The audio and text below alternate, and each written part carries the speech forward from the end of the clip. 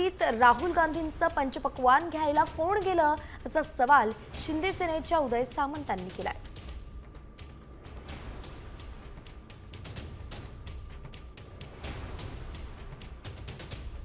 त्यांचं एवढे ते त्यांचा विचार किंवा त्यांच्या याला उत्तर देण्या एवढे ते काय महान नाहीत। शेवटी गद्दार हा गद्दार असतो, त्याच्यामुळे गद्दाराच्या मताला मी काही किंमत देत नाही। त्यांच्या मालकाला ते भेटायला आले असतील तर त्यांच्या मालकाला ते भेटायला आले असतील तर आपण त्याच्यावर काय बोलू शकतो। पण काल कोण दिल्लीला गेलं?